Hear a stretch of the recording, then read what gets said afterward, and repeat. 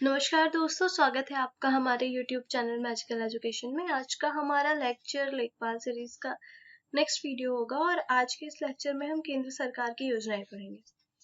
ये लेक्चर हमारा MCQ format में होगा और इसके अलावा मैं ये केंद्र सरकार की जो भी योजनाएं हैं उसके लिए एक सेपरेट वीडियो बना दूंगी सारी योजनाओं की, जिससे कि आपको सब याद करने में आसानी हो। अभी ये वाली वीडियो हमारी MCQ बेस्ड है, तो इसमें भी आपको बहुत सारी योजनाओं के बारे में पता चलेगा। ग्राम समाज एवं विकास के अंतर्गत आता है ये टॉपिक।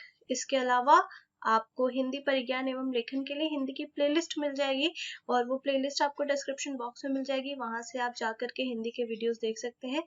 सामान्य गणित के भी कुछ लेक्चर्स आ चुके हैं जो कि आपको लेखपाल प्लेलिस्ट में मिल जाएगा और ये लेखपाल प्लेलिस्ट का भी लिंक आपको डिस्क्रिप्शन बॉक्स में और साथ ही साथ ऊपर आई बटन पर मिल जाएगा।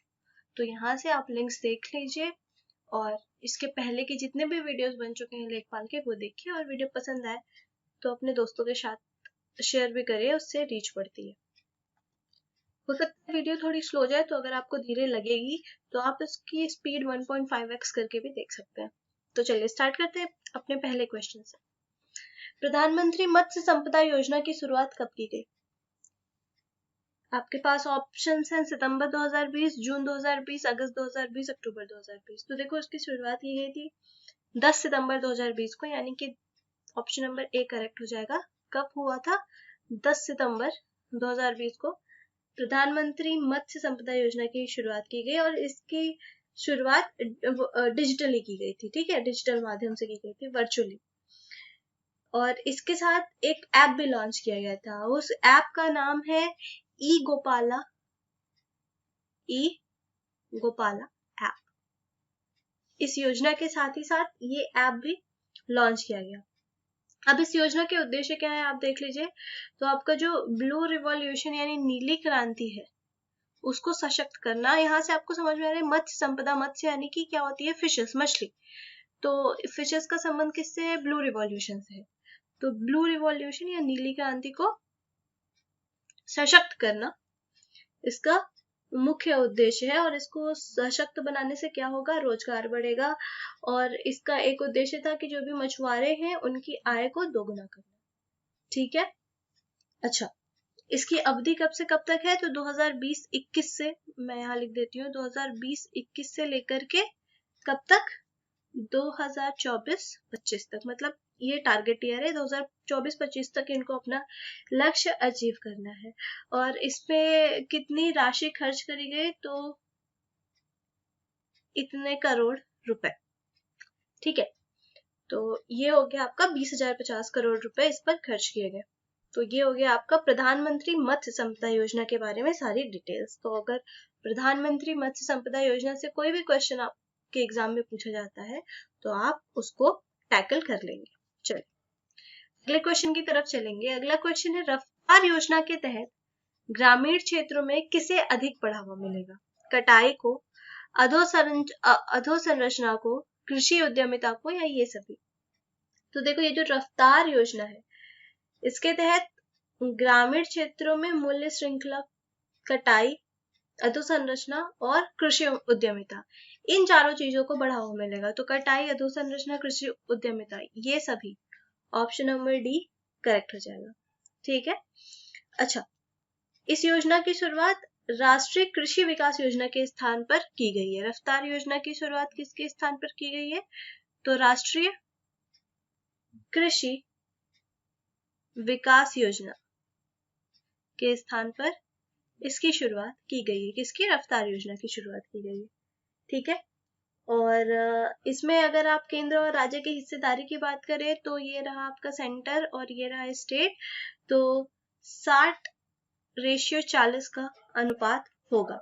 और अगर आप किसी स्पेशल स्टेट की बात करेंगे तो स्पेशल स्टेट के केस में ये रेशियो आपका 90:10 हो जाएगा। ठीक है, अच्छा, इस योजना में क्या होगा? कारोबारी मॉडलों का विकास होगा जिससे किसानों की आय में वृद्धि होगी। ठीक है, चलो नेक्स्ट क्वेश्चन की तरफ चलते हैं। रफ्तार योजना के वित्त निधि में केंद्र व राज्य सरकार की भागीदारी किस अनुपात में है? तो यहाँ पे ये स्पेशल स्टेट की बात नहीं कर रहा है, ये नॉर्मल स्टेट की बात कर रहा है। अगर स्पेशल स्टेट की बात करेगा तो यहाँ पे मेंशन रहेगा स्पेशल स्टेट। तो यहाँ नॉर्मल स्टेट में हमने देखा कितनी हिस्सेदारी है केंद्र और राज्य की, 60:40। चलिए अगला क्वेश्चन नंबर 4 देखते हैं। राष्ट्रीय प्रदर्शन योजना का संबंध ग्रामीण विकास के किस क्षेत्र से रहा है? पंचायती राज विकास, ग्रामीण स्वच्छता, ग्रामीण पेयजल या फिर ग्रामीण सड़क। तो सबसे पहले बात कर राष्ट्रीय प्रदर्शन योजना, तो शुरुआत कब हुई थी इसकी? 1965 में शुरुआत की गई थी राष्ट्रीय प्रदर्शन योजना की, और ये किससे संबंधित है? ग्रामीण पेयजल से, यानी ऑप्शन नंबर सी आपका करेक्ट हो जाएगा। ठीक है, किसने की थी इसकी शुरुआत? तो इसकी शुरुआत की थी भारतीय कृषि अनुसंधान ने, और इससे ही प्रेरित होकर भारत सरकार ने 2002 और 2001 के मध्य प्रधानमंत्री ग्रामोदय योजना के 5 घटकों में से ग्रामीण पेयजल को बढ़ावा दिया था। अच्छा, ये जो प्रधानमंत्री ग्रामोदय योजना है, इसके 5 घटक कौन कौन से हैं? तो इसके 5 घटक हैं प्राथमिक शिक्षा, स्वास्थ्य, ग्रामीण आवास, ग्रामीण पेयजल और पोषाहार। ये भी आप ध्यान रखेंगे। अगला देखते हैं क्वेश्चन नंबर 5। निम्न में से कौन सा जवाहर ग्राम समृद्धि योजना के मुख्य उद्देश्य है?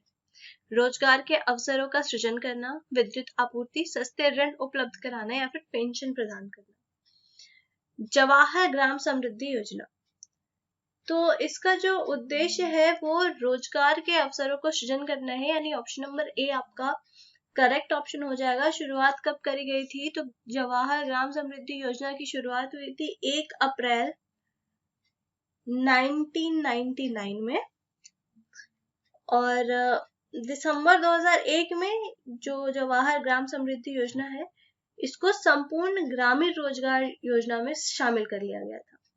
बेरोजगार और अल्प बेरोजगारों के लिए रोजगार का सृजन करना इसका प्रमुख उद्देश्य है। अगला देखें क्वेश्चन नंबर 6। भारत निर्माण योजना के घटकों में से प्रमुख है बिजली, दूरसंचार, आवास और ये सभी। तो देखो इसका करेक्ट ऑप्शन ये सभी हो जाएगा। जब भी ऐसे क्वेश्चंस आए तो ये सभी ऑप्शन होता है।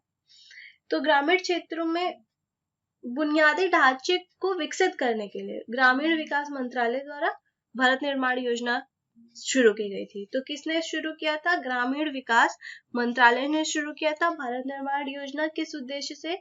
कि जो भी ग्रामीण क्षेत्रों में बुनियादी ढांचे हैं उनका विकास किया जाए। शुरुआत हुई थी 16 दिसंबर 2005, इसको भी हम लिख लेते हैं 16 दिसंबर 2005 में शुरुआत हुई थी इसकी। और इस योजना के घटक की बात करें तो इसमें बिजली की व्यवस्था, सड़क निर्माण करना, आवास की व्यवस्था, दूरसंचार की व्यवस्था, ये सारे क्या थे? प्रमुख थे। और इसी के अंतर्गत विश्व स्तरीय सड़क निर्माण का लक्ष्य रखा गया है। अगला देखिए क्वेश्चन नंबर 7। प्रधानमंत्री आदर्श ग्राम योजना को प्रारंभ में निम्न में से किस राज्य ने शुरू किया? तो प्रधानमंत्री आदर्श ग्राम योजना की शुरुआत कब हुई थी? 2009-10 में। 2009-10 में शुरू हुआ था प्रधानमंत्री आदर्श ग्राम योजना। और किसने शुरू किया था? तो सामाजिक न्याय और अधिकारिता मंत्रालय ने शुरू किया था, और यह पायलट प्रोजेक्ट के रूप में संचालित की गई थी। प्रारंभ में यह 5 राज्यों में शुरू हुई थी, तमिलनाडु, राजस्थान, बिहार, हिमाचल प्रदेश और असम। और इसका उद्देश्य क्या है? गांव का समुचित विकास करना। तो करेक्ट आंसर कौन सा हो जाएगा? तमिलनाडु। 5 राज्यों में हुई थी। उन 5 राज्यों के भी नाम लिख लेते हैं हम। तो पहला था आपका तमिलनाडु, दूसरा है राजस्थान, हिमाचल प्रदेश और असम। तो ये 5 राज्यों के नाम याद कर लेना है आपको। अगला देखिए क्वेश्चन नंबर 8। निम्न में से कौन एकीकृत ग्रामीण विकास कार्यक्रम के मुख्य कार्य है? सस्ती दरों पर ऋण उपलब्ध कराना, रोजगार के अवसर उपलब्ध कराना, स्कूली बच्चों को आर्थिक मदद करना या फिर सभी। तो उसका करेक्ट आंसर हो जाएगा सभी। तो एकीकृत ग्राम विकास कार्यक्रम का प्रमुख कार्य है सस्ते दर पर ऋण उपलब्ध कराना, रोजगार के अवसर उपलब्ध कराना, सरकारी क्षेत्रों में आरक्षण का प्रावधान करना, IRDP के परिवार के स्कूली बच्चों की आर्थिक मदद करना, और भी कई सारे हैं। ये सब आपके मुख्य हैं। यह ग्रामीण क्षेत्रों के लोगों के जीवन के स्तर को ऊपर उठाने के लिए बनाई गई योजना है, एकीकृत ग्रामीण विकास कार्यक्रम। चलिए अगला देखिए, क्वेश्चन नंबर 9, निम्न में कौन Shyama Prasad Mukherjee rural urban mission का उद्देश्य है? रूरबन यानी रूरल प्लस अर्बन मिशन, दोनों को मिक्स करके रूरबन मिशन बनाया। तो गांव में शहरी सुविधा प्रदान करना, गांव को क्लस्टर के तर्ज पर विकसित करना, स्वास्थ्य केंद्र की सुविधा बढ़ाना, या फिर उपरोक्त सभी। तो इसका भी आंसर क्या हो जाएगा? उपरोक्त सभी। देखो प्रैक्टिस में जो भी आपके क्वेश्चंस आएंगे उसके ऑप्शन उपरोक्त सभी इसलिए हैं क्योंकि आपको पता चलता रहे उस ये जो भी योजना है आपकी श्यामा प्रसाद मुखर्जी, इसके बारे में आपको पता चले। तो ये मिशन शुरू कब किया गया था? ये मिशन शुरू किया गया था 16 अगस्त 2015 में, और इस मिशन का लक्ष्य है 300 ग्रामीण क्लस्टर को वर्ष 2020 तक स्थापित करना। कितने ग्रामीण क्लस्टर? तो 300 ग्रामीण क्लस्टर का विकास करना। कब तक? 2020 तक। ठीक है, और इसके प्रमुख उद्देश्य क्या क्या थे? तो गांव को क्लस्टर के तौर पर विकसित करना, गांव में शहरी सुविधाओं का विकास करना, स्वास्थ्य केंद्र की सुविधा बढ़ाना। ये जो आपके तीनों ऑप्शंस है ये। अगला देखिए, क्वेश्चन नंबर 10, निम्न में से कौन सा कथन श्यामा प्रसाद मुखर्जी रूरबन मिशन के संबंध में असत्य है? इस मिशन की शुरुआत 2015 में की गई थी। तो हाँ, इस मिशन की शुरुआत 2015 में की गई थी, हमने अभी देखा। अगला क्या है? यह मिशन गुजरात की मिशन की अवधारणा पर आधारित है। तो ये भी बात सही है। इस योजना की घोषणा बजट वर्ष 2012-13 में की गई थी। नहीं, ये बात गलत है। इसकी घोषणा बजट वर्ष 2014-15 में की गई थी। 2014-15 में की गई थी। तो ये जो है वो करेक्ट ऑप्शन हो जाएगा। तो देखो ये जो आपकी मिशन है इसकी शुरुआत 2015 में की गई थी, हमने देखा, और यह मिशन गुजरात के किसी मिशन की अवधारणा पर ही आधारित है, और इसकी घोषणा 2014 और 15 का जो बजट था उसमें करी गई थी, और इसके तहत क्लस्टर के माध्यम से गांव का विकास किया जाना था, और एक क्लस्टर की आबादी 25 से 30 हजार निर्धारित की गई थी। तो कितनी? 25 से 30 हजार एक क्लस्टर की आबादी निर्धारित की गई थी, और इसके तहत ग्रामीण क्षेत्र जो भी थे उनमें शहरी सुविधा उपलब्ध कराना इसका उद्देश्य। सांसद आदर्श ग्राम योजना की शुरुआत वर्ष 2014 में किसके जन्म दिवस पर की गई थी? तो अगर आप सांसद आदर्श ग्राम योजना की बात करें तो सबसे पहले देखेंगे कि इसकी शुरुआत कब की गई थी। तो इसकी शुरुआत की गई 11 अक्टूबर 2014 को। ठीक है, किसके जन्म दिवस पर की गई? तो वो Jayaprakash Narayan, option number B correct हो जाएगा, इनके जन्म दिवस पर की गई थी।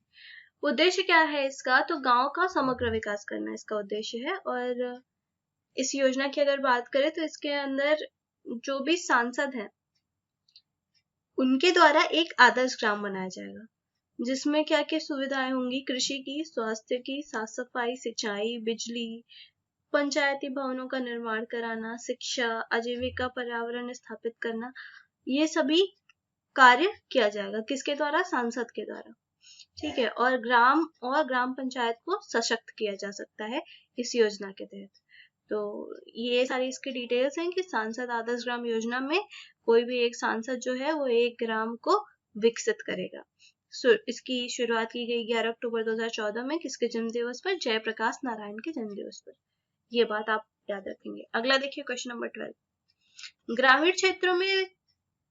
ग्रामीण क्षेत्रों के विकास हेतु आजीविका ग्रामीण एक्सप्रेस योजना किस वर्ष प्रारंभ की गई? 2014, 15, 17 या फिर 18?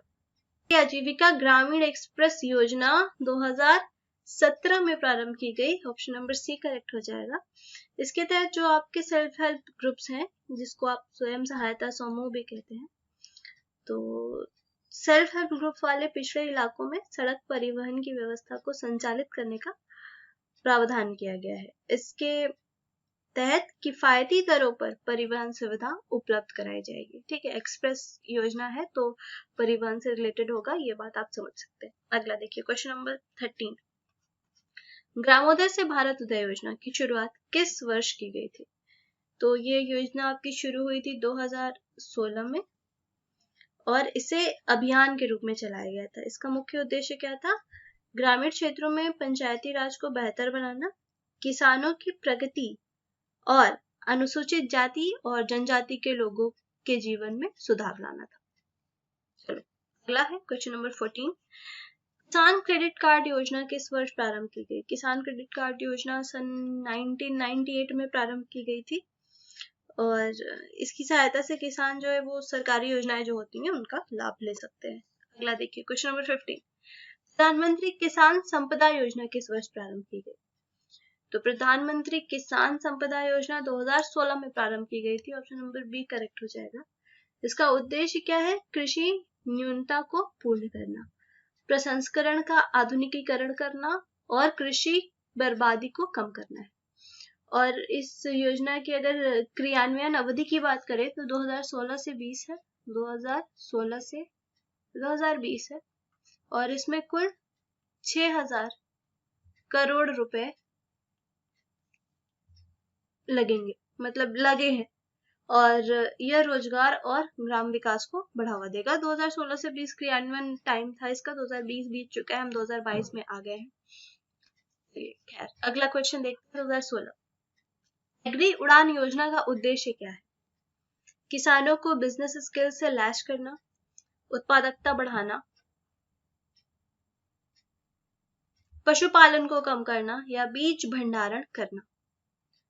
तो देखो ये जो एग्री उड़ान योजना है इसका उद्देश्य था किसानों को बिजनेस स्किल्स से लैस करना और ये योजना हैदराबाद में भारतीय कृषि अनुसंधान परिषद है, यहाँ की कृषि अनुसंधान प्रबंधक अकादमी द्वारा शुरू की गई थी और इसका मुख्य उद्देश्य यही है कि किसानों को बिजनेस स्किल से लैस करना और कृषि के क्षेत्र में नए स्टार्टअप्स को बढ़ावा देना और इसके अंतर्गत पशुपालन को बढ़ावा भी दिया जाएगा। पशुपालन संबंधी जो भी प्रशिक्षण है वो दिए जाएंगे। पशुपालन को कम करना तो ये बिल्कुल गलत ऑप्शन हो जाएगा, तो ऑप्शन नंबर ए आपका करेक्ट है। अगला देखिए क्वेश्चन नंबर 17। निम्न में से कौन कुसुम योजना के संबंध में सही नहीं है? इसके अंतर्गत 17.5 लाख कृषि और पंप प्रदान करने का लक्ष्य है। केंद्र सरकार द्वारा इस पर 34,422 करोड़ रुपए खर्च किया जाना है। इस ऊर्जा को किसान केवल घरेलू उपयोग कर सकते हैं। इस ऊर्जा का इससे प्राप्त ऊर्जा का उपयोग सिंचाई जरूरतों में किया जा सकेगा। तो देखो इसका करेक्ट ऑप्शन सी हो जाएगा कि इस ऊर्जा का किसान केवल घरेलू उपयोग कर सकते हैं। कुसुम योजना की बात करी जा रही है, ये सही नहीं है। बाकी ये तीनों आपके करेक्ट ऑप्शन है कि इसके तहत 17.5 लाख कृषि और पंप प्रदान करने का लक्ष्य है। 34,422 करोड़ रुपए केंद्र सरकार द्वारा इस पर खर्च किया जाना है और इससे प्राप्त ऊर्जा का उपयोग सिंचाई जरूरतों में किया जा सकेगा, ना कि केवल घरेलू उपयोग में। ठीक है, तो कुसुम इसका फुल फॉर्म है किसान ऊर्जा सुरक्षा एवं उत्थान महाअभियान। इस योजना की मंजूरी मैं लिख दूं, कुसुम का किसान ऊर्जा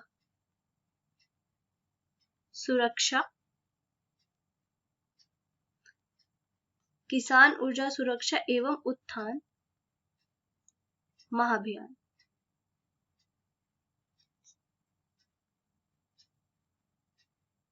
ठीक है, ये क्या है? कुसुम का फुल फॉर्म है। तो इसको कैबिनेट से मंजूरी मिली 2019 में और इसका मुख्य उद्देश्य वर्ष 2022 तक, ध्यान रखेंगे 2022 तक 25.75 गीगावाट सौर ऊर्जा क्षमता का विकास करना है। किससे संबंधित है? सौर ऊर्जा से। और किसानों के लिए वित्तीय सुरक्षा सुनिश्चित करना है। यह सौर ऊर्जा से संबंधित योजना है। इसके तहत 34,422 करोड़ रुपए व्यय किया जाना है। किसके द्वारा? केंद्र सरकार द्वारा। और 17.5 लाख कृषि सौर पंप प्रदान करने का लक्ष्य है।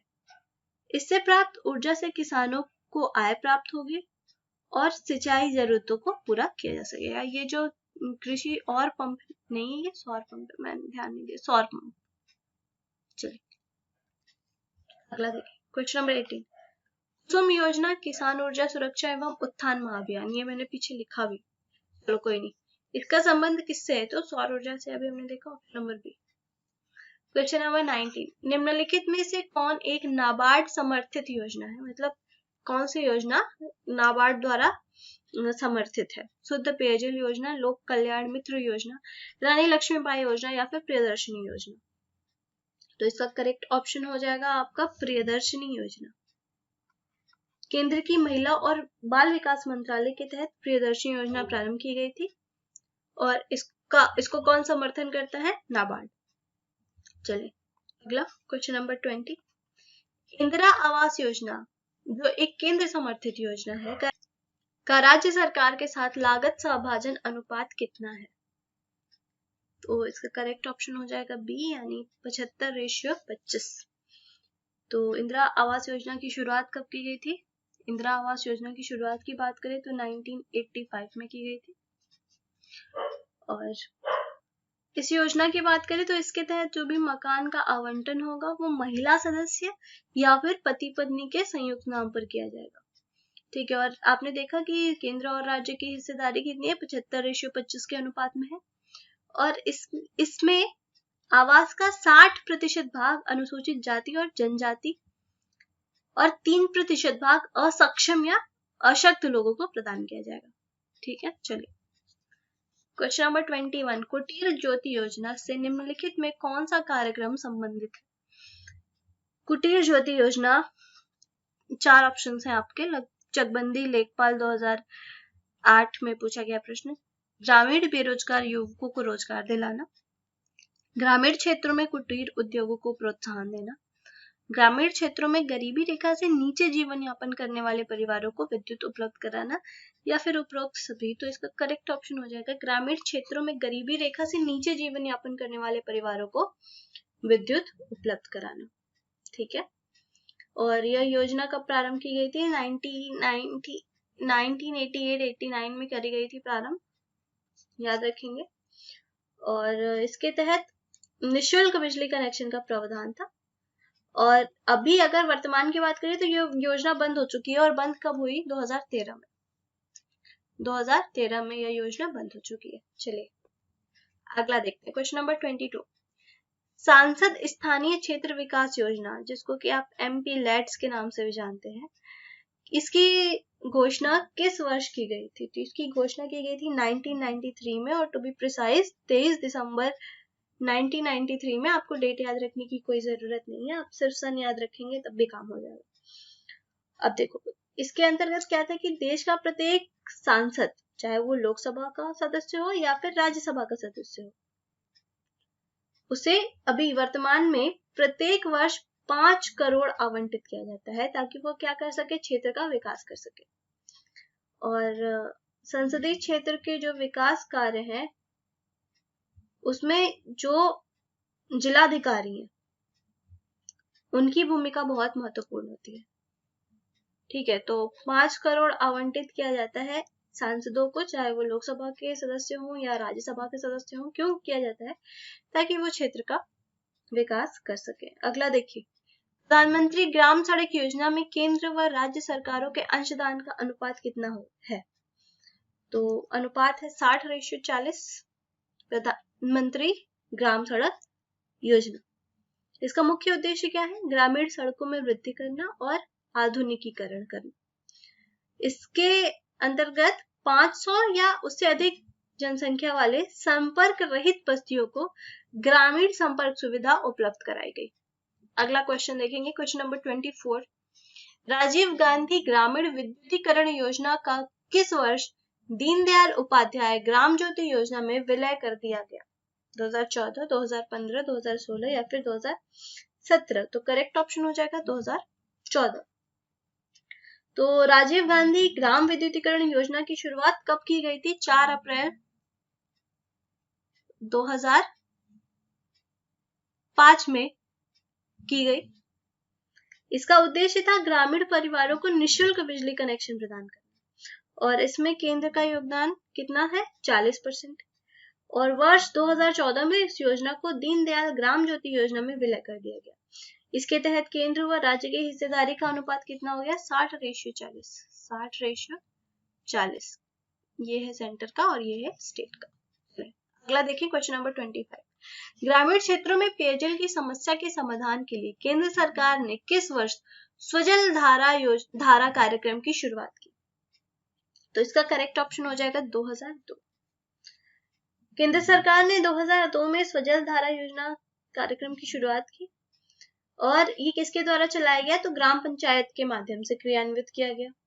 इसके तहत कुआं, बावड़ी बनाना, हैंडपंप लगाना आदि का कार्य किया जाता है और इसके खर्च का 10% ग्रामीणों को वहन करना पड़ता है और बाकी कौन करती है? केंद्र सरकार करती है। अगला क्वेश्चन देखिए, क्वेश्चन नंबर 26। ग्रामीण क्षेत्रों में शहरी सुविधाओं को उपलब्धता कार्यक्रम पूरा में कौन से उद्देश्य निहित थे? विद्युत कनेक्टिविटी, बाजार कनेक्टिविटी, नॉलेज कनेक्टिविटी या ये सभी? तो आपका ऑप्शन नंबर डी ये सभी करेक्ट हो जाएगा। Option number D. ग्रामीण क्षेत्रों में शहरी सुविधाओं की उपलब्धता कार्यक्रम, जिसको आप पूरा के नाम से जानते हैं, इसकी घोषणा 15 अगस्त 2003 को की गई थी। कब की गई थी? 15 अगस्त 2003। इसमें सड़क परिवहन, विद्युत connectivity, electronic connectivity, knowledge connectivity, बाजार कनेक्टिविटी जैसी सुविधाओं का प्रावधान किया गया था। वर्तमान की बात करें तो यह कार्यक्रम वर्ष 2015 से श्यामा प्रसाद मुखर्जी रूरबन मिशन के रूप में कार्य कर रहा है। अभी हमने श्यामा प्रसाद मुखर्जी रूरबन मिशन के बारे में पढ़ा। क्वेश्चन नंबर 27 देखें, राष्ट्रीय ग्रामीण पेयजल कार्यक्रम NRDWP, ये इसका फुल फॉर्म होगा आपका national rural drinking water programme के अंतर्गत 2022 तक देश में हर ग्रामीण व्यक्ति को उनके घरेलू परिसरों में या उनके घरों में क्षैतिज या ऊर्ध्वाधर दिशा में 50 मीटर की दूरी से कम पर कितने लीटर प्रति व्यक्ति प्रतिदिन पेयजल उपलब्ध होना चाहिए?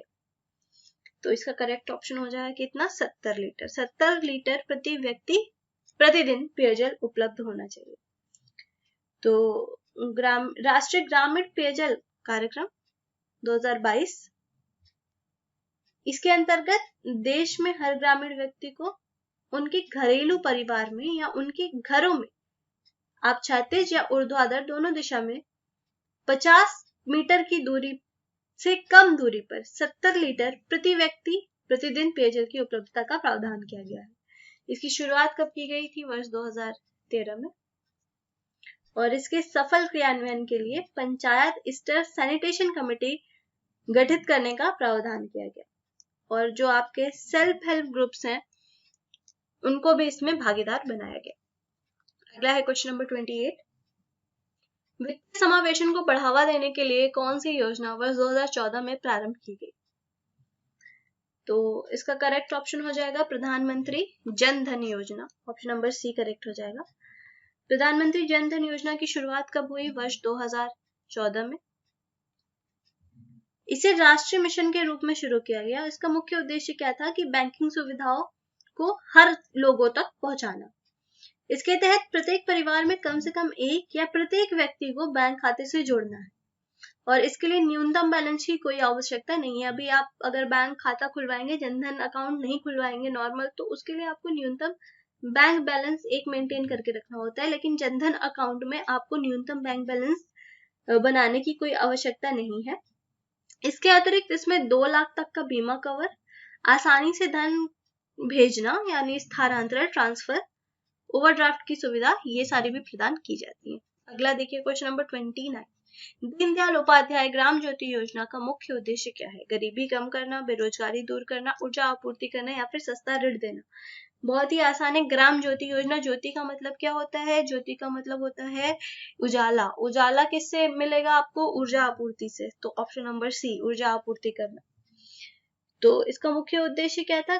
कि गांव में ऊर्जा पहुंचाना। यह योजना 24/7 मतलब 24 घंटे 7 दिन ऊर्जा उपलब्ध कराने के लिए प्रतिबद्ध है। तो आज के लिए इतना ही, मिलेंगे नेक्स्ट लेक्चर में। अभी ये टॉपिक थोड़ा लंबा चलेगा, कम से कम 2 और लेक्चर्स लगेंगे इसको पूरा कंप्लीट करने में, क्योंकि योजनाएं काफी सारी हैं। तो मिलते हैं नेक्स्ट टॉपिक में इसके आगे के क्वेश्चंस के साथ। अभी तक आप इतना पढ़िए, और अगर इनमें से किसी क्वेश्चन में आपको कोई डाउट हो या कोई कंफ्यूजन हो तो आप मुझसे कमेंट करके पूछ सकते हैं। अपने दोस्तों के साथ शेयर करें, अगर आपको पसंद आए तो वीडियो को लाइक करें और कमेंट करके बताइए अगर आपको कोई चेंजेस या कुछ चाहिए। Thank you so much for watching the video. Keep watching and all the very best.